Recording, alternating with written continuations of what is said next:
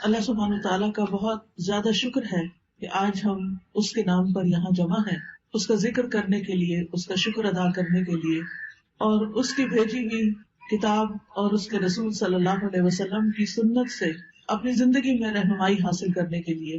آج کی ہماری گفتگو کا عنوان ہے کہ غموں سے نجات کیسے پائی جائے۔ اگر دیکھا جائے تو ہر انسان کسی نہ کسی مسئلے کا شکار ہے، کہیں نہ کہیں اس کی زندگی میں کوئی ایسی چیز ہے جو اسے بے چین رکھتی ہے، پریشان رکھتی ہے، غمگین رکھتی ہے۔ اس میں ہوتا یہ ہے کہ انسان پھر اپنی صلاحیتوں، قوتوں، طاقتوں سے جو اللہ تعالیٰ نے اس کو دی ہیں، ان سے وہ بھرپور فائدہ نہیں اٹھا سکتا۔ تو سب سے پہلی بات تو یہ ہے کہ سوال یہ پیدا ہوتا ہے کہ یہ غم آتے کیوں ہیں، غم محسوس کیوں کرتا ہے انسان، یہ پریشانیاں، یہ مشکلات، یہ تکالیف ہماری زندگی میں کیوں ہیں۔ تو اس سلسلے میں جب ہم قرآن مجید کی طرف رجوع کرتے ہیں تو پہلی بات ہمیں یہ پتہ چلتی ہے کہ اللہ تعالیٰ نے انسان کو امتحان کے لیے پیدا کیا، اس لیے وہ اس انسان پر طرح طرح کی آزمائشیں اور مشکلات بھیجتا رہتا ہے تاکہ وہ دیکھے کہ انسان ان میں کرتا کیا ہے، انسان کا طریقہ کیا ہے۔ قرآن مجید میں آتا ہے سورۃ الملک، جو ہر روز رات کو آپ پڑھتے ہیں، کیونکہ نبی صلی اللہ علیہ وسلم رات کو سورۃ الملک اور سورۃ الف لام میم السجدہ پڑھے بغیر سویا نہیں کرتے تھے، یہ آپ کی سنت ہے۔ یہ سورت قبر کے عذاب سے بچانے والی بھی ہے۔ اس سورت کے شروع میں اللہ تعالیٰ فرماتے ہیں تبارک الذی بیدہ الملک وہو علی کل شیء قدیر الذی خلق الموت والحیاۃ لیبلوکم ایکم احسن عملا وہو العزیز الغفور۔ بہت بابرکت ہے وہ ذات جس کے ہاتھ میں کائنات کی بادشاہت ہے اور وہ ہر چیز پر قادر ہے۔ وہو علی کل شیء قدیر الذی خلق الموت والحیاۃ لیبلوکم، اس نے موت اور زندگی کو بنایا تاکہ تمہارا امتحان لے، تمہیں آزما کر دیکھے کیا ایکم احسن عملا، کہ تم میں سب سے اچھے کام کون کرتا ہے۔ وہ العزیز الغفور، اور وہ زبردست ہے، غالب ہے، بخشش فرمانے والا ہے۔ تو اس سے یہ پتہ چلتا ہے کہ یہ زندگی ایک امتحان ہے، اور امتحان ایک مشکل چیز ہوتی ہے۔ اس میں ہمیشہ انسان کے حالات اس کی مرضی کے مطابق نہیں ہو سکتے، اس پر کہیں نہ کہیں سے کوئی نہ کوئی ایسی آزمائش، کوئی امتحان، کوئی تکلیف، کوئی تنگی آتی رہے گی تاکہ یہ دیکھا جائے کہ انسان کرتا کیا ہے، کیا پھر بھی اللہ سے راضی رہتا ہے، کیا پھر بھی یہ اللہ کی طرف رجوع کرتا ہے، کیا یہ واقعی اللہ کا بندہ بن کے رہتا ہے، یا اس آزمائش کی گھڑی میں پھسل جاتا ہے اور شیطان جو ہر وقت اس کو اچکنے کے لیے تیار ہے وہ اس کا حوالہ بن جاتا ہے۔ پھر اسی طرح یہ بات بھی یاد رکھنی چاہیے کہ انسان پر بہت سی تکلیفیں اس کے اپنے اعمال کی وجہ سے ہی آتی ہیں۔ سورۃ الشورى میں اللہ تعالیٰ فرماتے ہیں وَمَا أَصَابَكُم مِّن مُّصِيبَةٍ فَبِمَا كَسَبَتْ أَيْدِيكُمْ وَيَعْفُو عَن كَثِيرٍ، اور جو بھی تمہیں کوئی مصیبت پہنچی تو وہ اس وجہ سے ہے جو تمہارے ہاتھوں نے کمایا، یعنی تمہارے اپنے اعمال کی وجہ سے تمہارے لیے بہت سی مشکلات کھڑی ہوئی ہیں، اور وہ بہت سی چیزوں سے درگزر کر جاتا ہے، یعنی ان پر تو وہ سزا دیتا بھی نہیں، ان پر تو وہ تمہیں کسی پریشانی میں مبتلا نہیں کرتا، بلکہ تمہارے گناہوں کے باوجود، تمہاری زیادتیوں کے باوجود بھی وہ تمہیں اپنی عنایتوں اور نوازشوں سے معمور رکھتا ہے۔ پھر اسی طرح یہ ہے کہ انسان بعض اوقات اللہ کی عبادت سے منہ موڑتا ہے، اللہ کے ذکر سے منہ موڑتا ہے تو اس پر کوئی تکلیف آ جاتی ہے، کیونکہ اللہ نے ہمیں اپنی عبادت کے لیے پیدا کیا۔ سورۃ الذاریات میں آتا ہے وَمَا خَلَقْتُ الْجِنَّ وَالْإِنسَ إِلَّا لِيَعْبُدُونِ، کہ میں نے جن و انس کو اپنی عبادت کے لیے پیدا کیا ہے۔ تو انسان جب اللہ کی عبادت سے منہ موڑ کر دنیا کا بندہ بننے لگتا ہے تو اللہ تعالیٰ اس کو واپس اپنی طرف لانے کے لیے کسی تکلیف میں مبتلا کرتا ہے تاکہ یہ بندہ اللہ کو یاد کرے۔ اور جو شخص مستقل طور پر اللہ سے روگردانی کر لیتا ہے اللہ کی یاد سے، تو اللہ تعالیٰ اس کے لیے دنیا کی زندگی بھی تنگ کر دیتے ہیں۔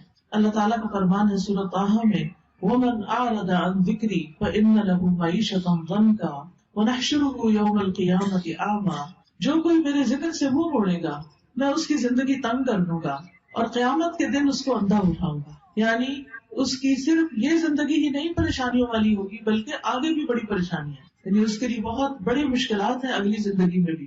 لیکن وجہ کیا ہے؟ وجہ ہے اللہ کے ذکر سے منہ موڑنا، اللہ کی یاد کا زندگی میں نہ ہونا، یہ انسان کے لیے پریشانی کا باعث بنتا ہے۔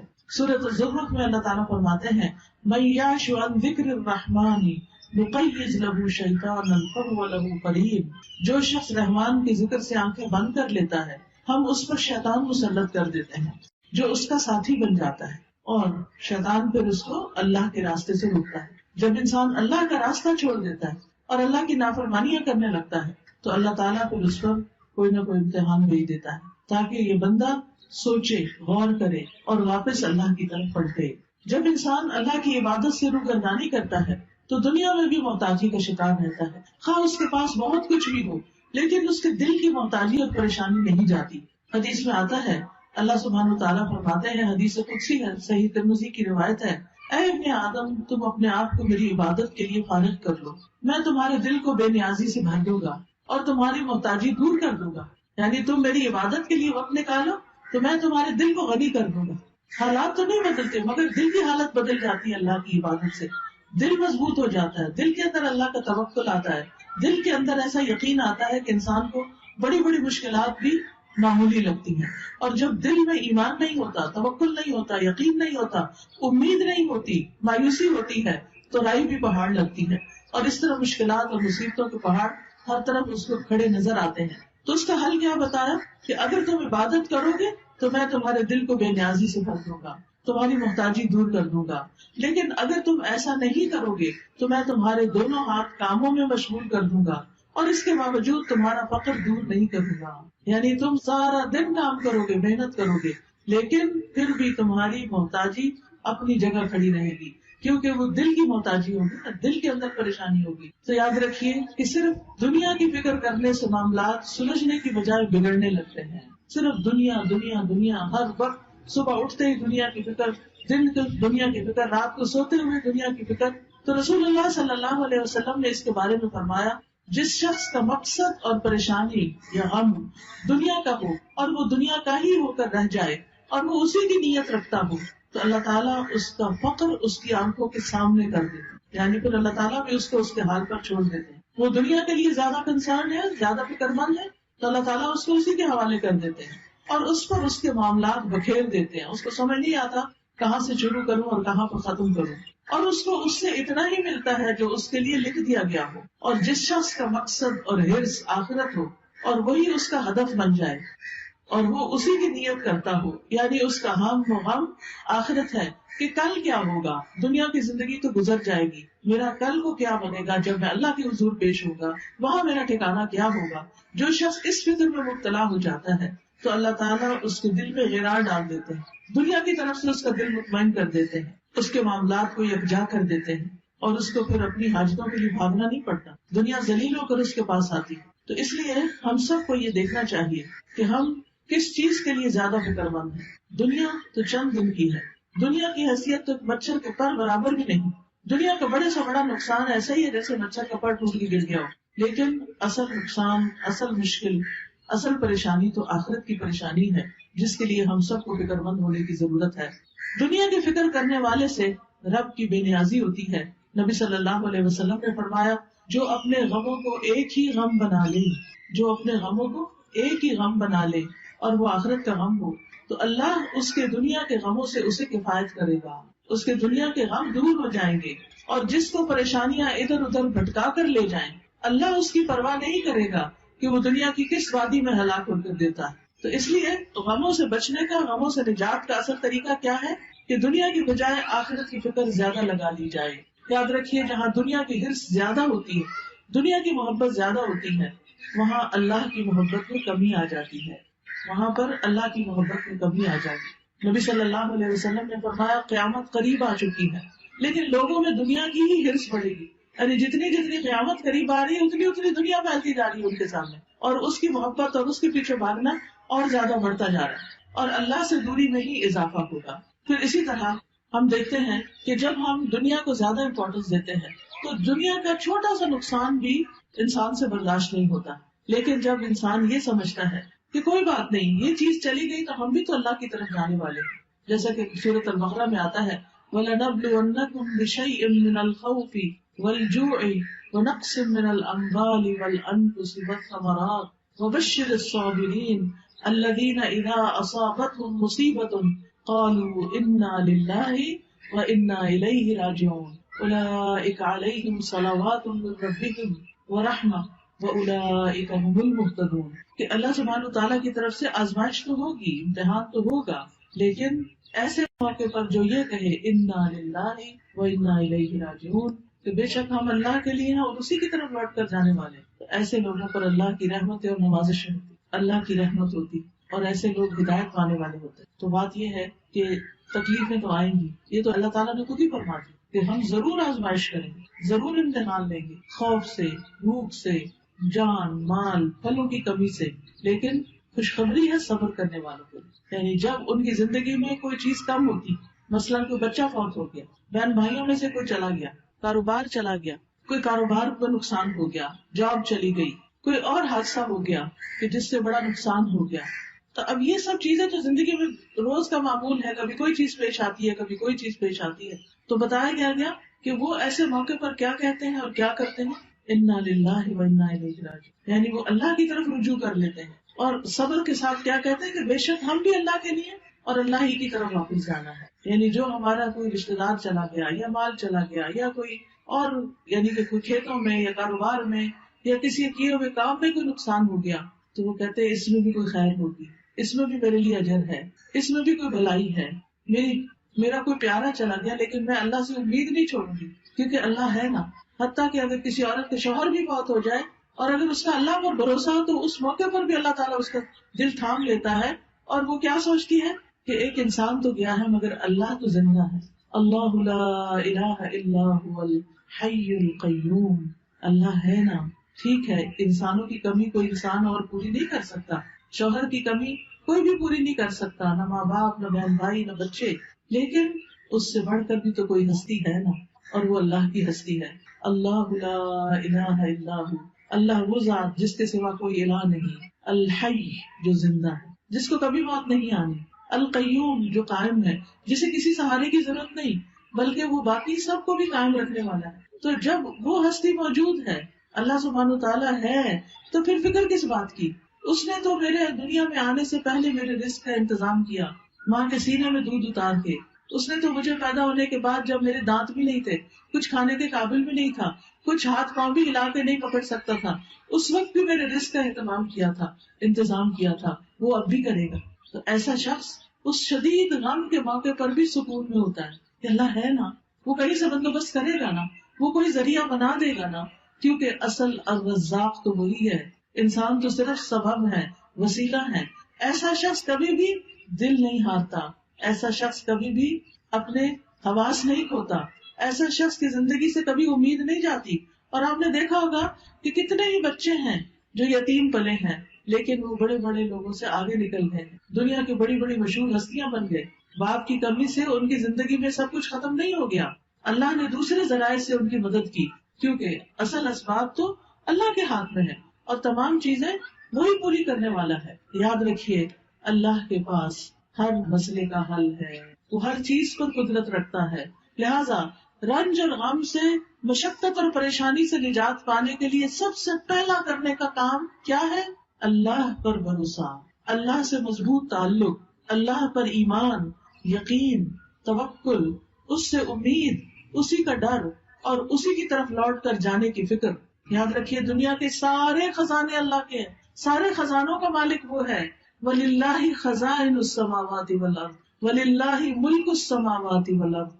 آسمانوں کی بادشاہت، زمین کی بادشاہت ساری کی ساری اللہ کے پاس ہے. وَاللَّهُ عَلَى كُلِّ شَيْءٍ قَدِيرٌ، اور اللہ ہر چیز پر پوری طرح قادر ہے، پوری قدرت رکھتا ہے. لہذا کیا یقین رکھنا ہے کہ سارے خزانے تو اس کے پاس ہیں، مجھے اس سے مانگنے ہیں.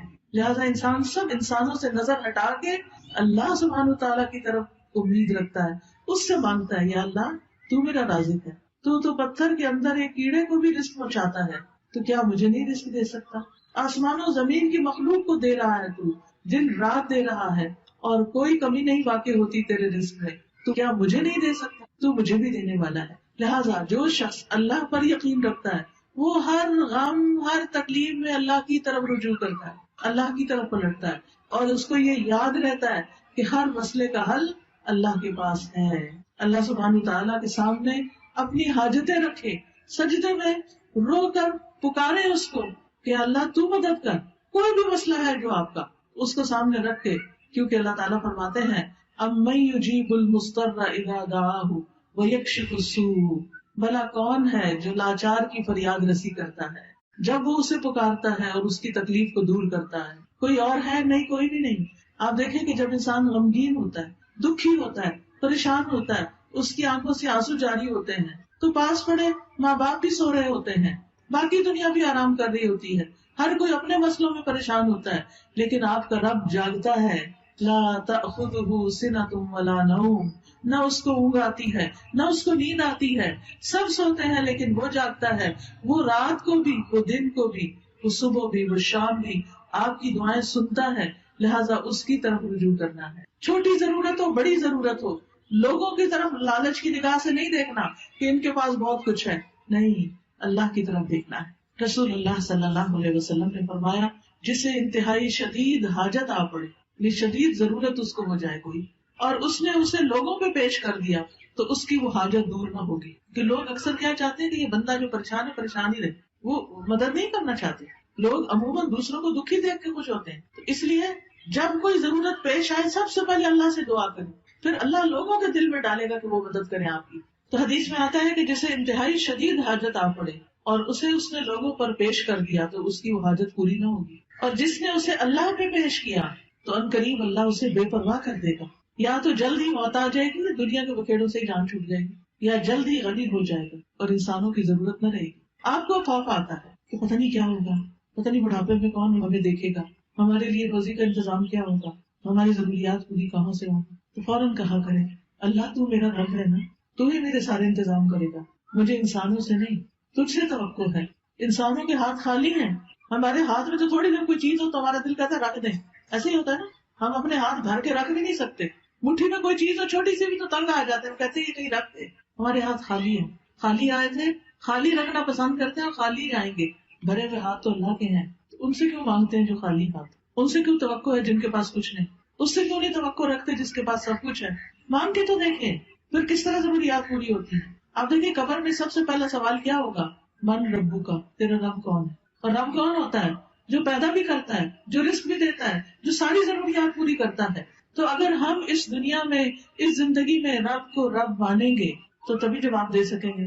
تو اکثر کہا کریں اللہ تو میرا رب ہے، تو ہے نا، تو یہ بھی کام کر دے گا میرا، تو یہ بھی مشکل آسان کر دے گا میری زندگی میں. کوئی مشکل ہی نہیں رہے گی جب آپ رب کو پکارتے رہیں گے، جب رب کو پہچان لیں گے تو کوئی غم نہیں رہے گا. انبیاء کا طریقہ یہ تھا کہ وہ اپنے غموں کی فریاد، اپنے دکھوں کی داستان اپنے رب کو ہی سناتے تھے. حضرت یعقوب علیہ السلام سے جب یوسف علیہ السلام دور کر دیے گئے اور وہ ان سے بے پناہ محبت کرتے تھے، تو آپ سوچ سکتے ہیں کہ جس سے انسان محبت کرتا ہو وہ اگر دور چلا جائے تو انسان کے لیے کتنا دکھ اور تکلیف ہوتی، کتنی پریشانی ہوتی. لیکن انہوں نے شکوہ بندوں سے نہیں کیا، کہا انما اشکو بثی وحزنی الی اللہ، کہ میں اپنے غم اور دکھ کی فریاد صرف اللہ کی جناب میں پیش کرتا ہوں. جب تکلیف آئے اللہ کے آگے سجدے میں گر پڑے، نفل پڑے، روئیں، سجدے میں گر گڑا کے دعائیں مانگے، اللہ پہ بھروسہ کریں. اللہ تعالیٰ فرماتے ہیں وَمَن يَتَوَكَّلْ عَلَى اللَّهِ فَهُوَ حَسْبُهُ إِنَّ اللَّهَ بَالِغُ أَمْرِهِ قَدْ جَعَلَ اللَّهُ لِكُلِّ شَيْءٍ قَدْرًا. اور جو شخص اللہ پر بھروسہ کرے تو وہ اسے کافی ہے، اللہ اپنا کام پورا کر کے رہتا ہے. بلا شبہ اللہ نے ہر چیز کا ایک اندازہ مقرر کر رکھا ہے، ہر چیز کا ایک وقت ہے. اب مثلاً آپ کے شہر میں اگر بہت بڑا بھی درخت ہے پھل کا، مثلاً آج کل سردیوں کا موسم ہے اور آپ کے شہر میں آم کا بہت بڑا درخت ہے، آپ کے ابھی آم لگ جائیں تو ابھی تو نہیں لگیں گے. ہاں اگر آپ صبر کریں گے، انتظار کریں گے تو 6 مہینے بعد آپ بہترین آم کھائیں گے. اسی طرح ہر کام کا ایک وقت ہوتا ہے. مثلاً کسی کی اولاد نہیں تو وہ اولاد کے لیے پریشان رہتا ہے، تو اس کا ایک وقت ہے. اور اگر اللہ نہیں دینا چاہتا تو اس کے پیچھے بھی کوئی حکمت ہے، کوئی مصلحت ہے، کوئی فائدہ ہے، کوئی وجہ ہے، اس کو پتا ہے، ہمیں نہیں پتا کہ وہ ہمیں اولاد کیوں نہیں دے رہا. پھر اگر اولاد ہے اور اس کا کوئی غم ہے یا تکلیف ہے، اس کی وجہ سے ہم دکھی ہیں، تو اس پر بھی اللہ میں بھروسہ کرے کہ یہ وقت بھی گزر جائے گا، اس کی کوئی وجہ ہے. آپ دیکھیے کہ جو ایک کچا برتن ہوتا ہے اور ایک پکا برتن ہوتا ہے، پکا برتن صرف وہ ہوتا ہے جسے آگ میں تپایا جائے. اللہ بندے کا ایمان بھی مضبوط کرنے کے لیے بعض اوقات اس کو مشکلات کی بھٹی میں تپاتا ہے، پکاتا ہے، پکا ہو جائے بندہ، استقامت آ جائے اس میں، وہ اللہ کا بندہ بن جائے، وہ سب سے مایوس ہو کر وہ اللہ ہی سے امید رکھے. تو اس لیے ایسے موقع پر انسان کو پریشان نہیں ہونا چاہیے، اللہ کی طرف رجوع کرنا چاہیے. اور یہ بھی یاد رکھیے جیسے قرآن مجید میں آتا ہے وَلَئِن سَأَلْتَهُم مَّنْ خَلَقَ السَّمَاوَاتِ وَالْأَرْضَ لَيَقُولُنَّ اللَّهُ قُلْ أَفَرَأَيْتُم مَّا تَدْعُونَ مِن دُونِ